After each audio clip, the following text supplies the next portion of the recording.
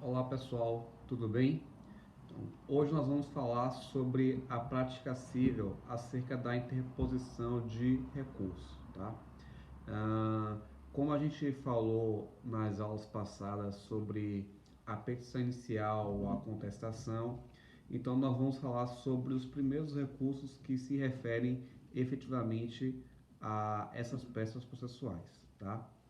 Pegando a questão do procedimento ordinário, que é aquele regulado pelo Código de Processo Civil, né, nós temos dois recursos principais, né, não quer dizer que são apenas eles, mas nós temos o agravo de instrumento, né, regulado pelo artigo 1015 do CPC, que se refere a recurso contra a decisão interlocutória, né?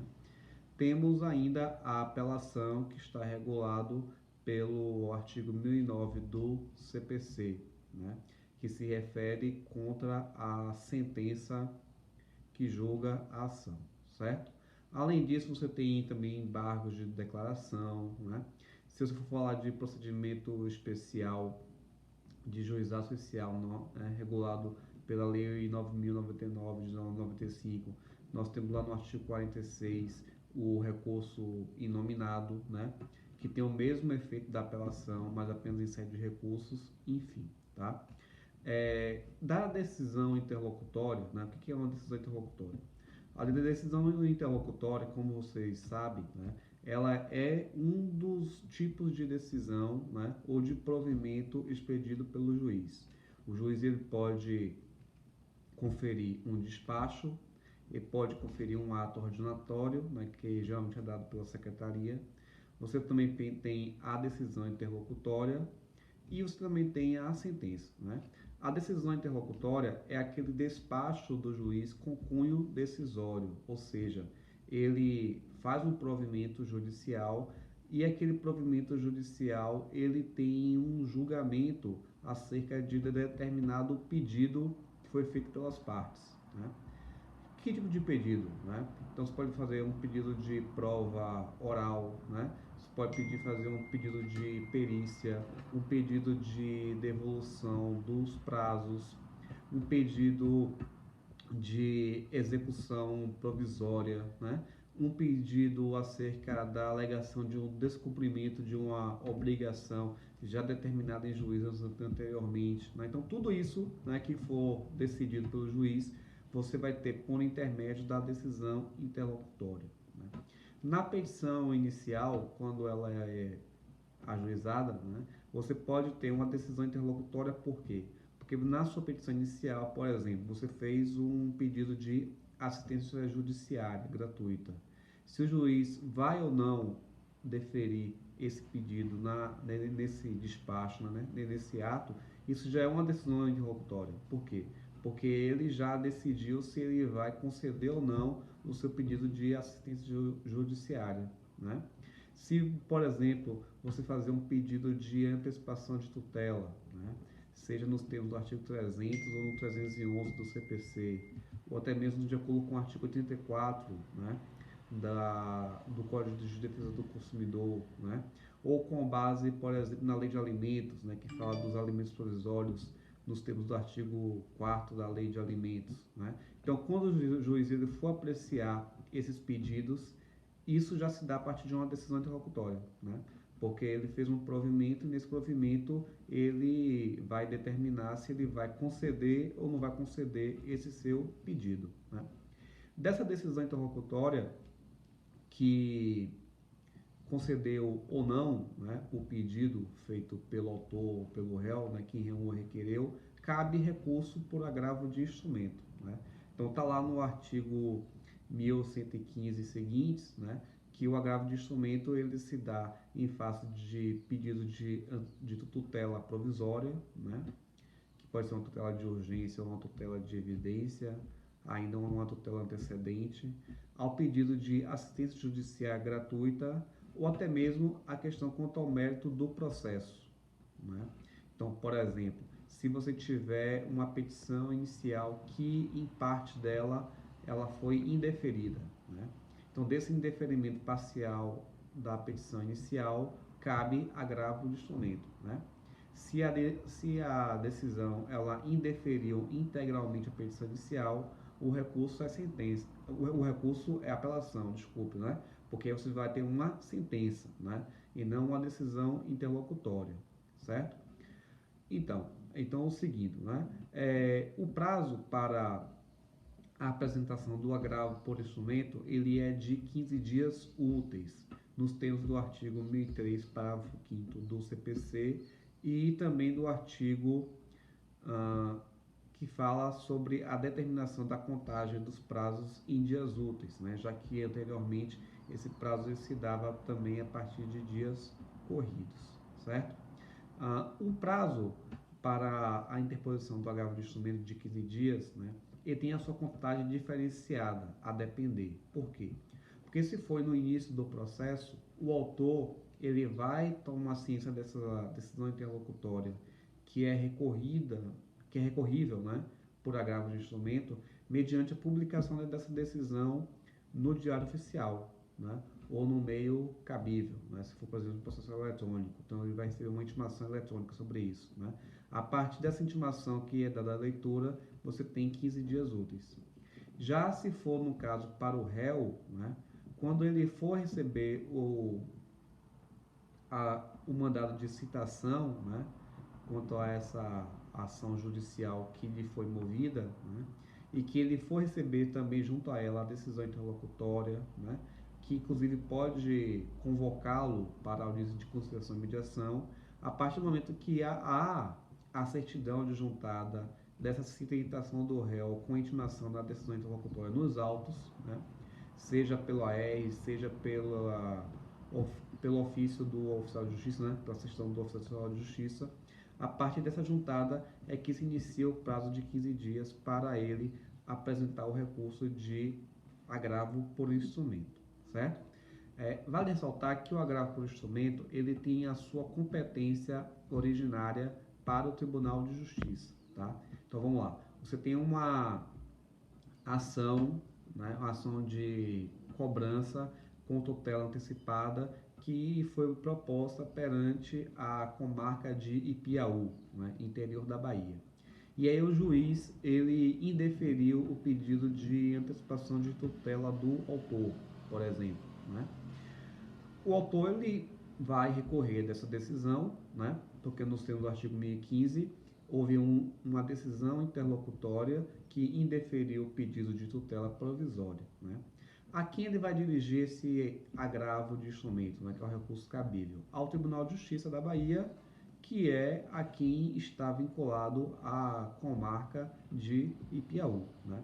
Então ele vai fazer esse recurso direcionado e diretamente ao tribunal, né? Então ele não é oferecido, ele não é protocolado no cartório da comarca de Ipiaú.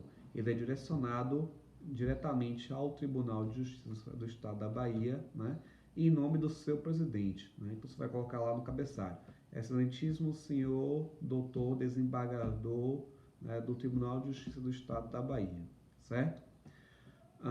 Além disso, né, cabe também, nesse caso aqui, né, a questão quanto ao preparo, nos termos do artigo 1007. Né?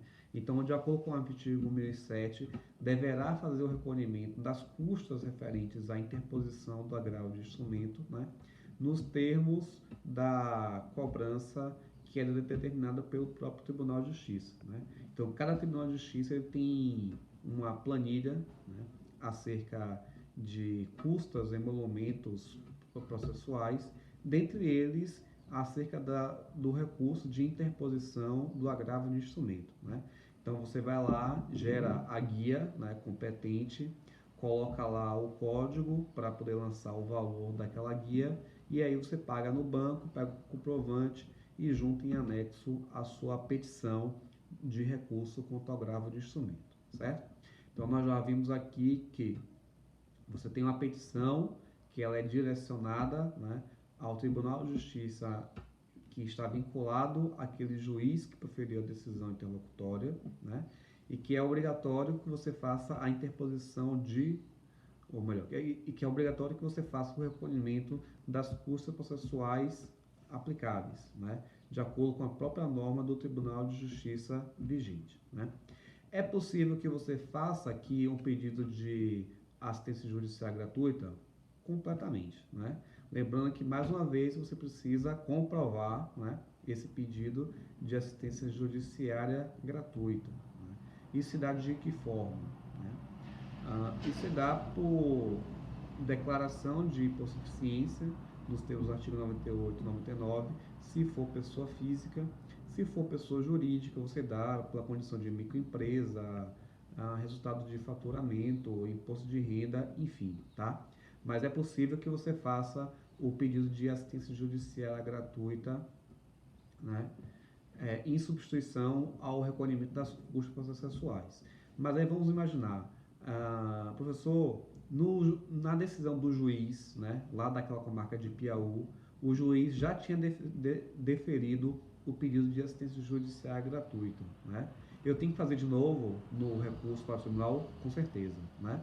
Todo momento que você for fazer uma petição onde a sua apresentação ela requer, né, o recolhimento das custas, né, por lei, você precisa fazer o pedido de assistência judicial gratuita ou relembrar, né, ao juízo que aquele pedido ele já foi deferido em algum outro momento, certo? Então é obrigatório que você abra um tópico sobre isso também, tá bom? O processo, né, embora ele tenha uma competência originária, né, para o Tribunal de Justiça, né, mas o recurso do agravo de instrumento ele já faz menção a uma ação judicial, né, que no caso do exemplo que eu coloquei aqui é aquela ação que está tramitando lá na vara de Piauí, né? Então, se aquela ação ela já tem um número do processo, então você precisa colocar, né, logo depois, né, do endereçamento o número do processo, né? Então vamos lá. Cabeçalho. Excelentíssimo senhor doutor desembargador do Tribunal de Justiça da Bahia, né? Logo embaixo você coloca referência ao processo número tal, né? E pronto. Depois disso, o que você vai fazer? Você vai fazer a qualificação das partes. Como aqui no caso você fala de um processo de competência originária, obrigatoriamente você precisa qualificar integralmente as partes novamente, né? Então, a mesma qualificação que você fez lá na petição inicial, né, você precisa fazer também aqui na peça do agravo por instrumento, certo? No tocante do réu, da mesma forma. Qual é a diferença, né? Vamos lá. Como essa decisão interlocutória ela pode ser proferida a qualquer momento do processo, né? Inclusive depois de audiências, depois de contestação do réu, etc., é muito comum que já nessa fase, tanto o autor quanto o réu, ele já tenha os seus advogados devidamente constituídos, certo? Então é importante que quando você for fazer essa qualificação aqui no agravo, você fale, né? Fulano de tal, né? Casado, solteiro, profissional tal, endereço tal, tal, tal, né? Representado pelo seu advogado, né? Você diz lá quem é o advogado dele, o endereço do advogado, para receber solicitações e intimações, né? Na ação proposta em face de, né, Cicrano, né, já qualificado nos autos, se for o caso, né? Se não for, você tem que repetir tudo de novo, né? Você tem que repetir tudo de novo, né? Por conta disso que eu já falei, porque é a competência originária, mas já devidamente com advogado constituído, se for o caso, e as vai falar, né? Doutor Cicraninho de tal, né? CPF tal, OAB número tal, com endereço profissional em tal lugar, para receber suas intimações e publicações, certo? Então isso é importante, você colocar a qualificação das partes com os respectivos advogados, se você já tiver conhecimento de quem são os advogados, tá bom? Mas isso é obrigatório, tá? Depois, você vai, a partir dos seus fatos, né, se ater ao que você está pedindo no seu recurso. Então, se no caso do seu recurso, você está questionando a antecipação de tutela, né, que não foi deferida, então você vai ter que falar com foco nisso, né? Se o seu recurso é porque o pedido de assistência judicial gratuita ele foi indeferido, então você vai relatar os fatos com foco nisso, né? Porque esse é o tema do seu recurso, tá? Se foi porque determinado pedido foi indeferido, né, na petição inicial em parte. Exemplo, né, um pedido de dano material, por exemplo, né? Ou então um pedido de perícia, né, por exemplo. Então você vai ter que dar um foco acerca disso, tá? Sempre juntando a sua petição de agravo de instrumento o teor integral, né, daquela decisão que você está recorrendo, lembrando que tem que fazer um realce àqueles fundamentos que você vai impugnar no recurso, tá? Além disso, você também precisa juntar nessa petição do agravo de instrumento as principais peças, né? Procuração, né? Prova documental, se for o caso, e por aí vai, tá bom? Vale ressaltar que, nas suas razões quanto aos fundamentos do recurso, você precisa ter uma fundamentação jurídica, né, e fática que venha a desconstruir, né, os fundamentos que o juiz utilizou para proferir a decisão dele, da qual você está recorrendo, né? Então, o seu papel aqui ele é fundamentalmente você desconstruir, né, desqualificar a decisão do juiz de primeiro grau, mostrando para o tribunal, né, a quem é endereçada a petição do agravo de instrumento, por qual razão, né, esse seu agravo ele merece ter provimento e aquela decisão recorrida precisa ser, portanto, reformada, certo? Então você precisa atacar efetivamente os fundamentos da decisão do juiz de primeiro grau, mostrando com clareza e objetividade por que ela tem que ser reformada, tá? Se precisar juntar a jurisprudência, junte jurisprudência, né? Junte também a documentação que você juntou lá na sua petição inicial, né? Realce essa documentação, esses elementos, para que o tribunal ele venha a mudar o seu julgamento, né? O seu entendimento sobre aquela decisão, tá? O pedido, né, do recurso, ele é sempre para o pedido de provimento, né? Então você vai fazer o pedido para que o recurso ele seja conhecido, né? Conhecido quer dizer analisado, e que ele venha a ser provido, né? Então não é procedência do pedido, é provimento, né, do recurso, né? Para que aquela decisão recorrida ela seja reformada, e aí você vai dizer como é que você quer que ela seja reformada, né? Então eu quero a reforma da decisão para que seja determinado isso, aquilo, tá? Então precisa ser de forma bem específica quanto a isso, tá? Nos termos do artigo 85 do CPC, é possível que você faça o pedido de honorários sucumbenciais, né? Também nesse caso. Então, se a parte recorrida, né, agravada, que a gente chama aqui, né, chama de quem interpõe o recurso é o agravante. A parte contrária é o agravado, né? Então, você pode pedir aqui que o próprio agravado ele seja condenado em custas e honorários sucumbenciais, tá certo? Então, é isso. Qualquer dúvida, estou aqui, a gente se fala pelo canal e também pelo nosso Classroom. Um abraço.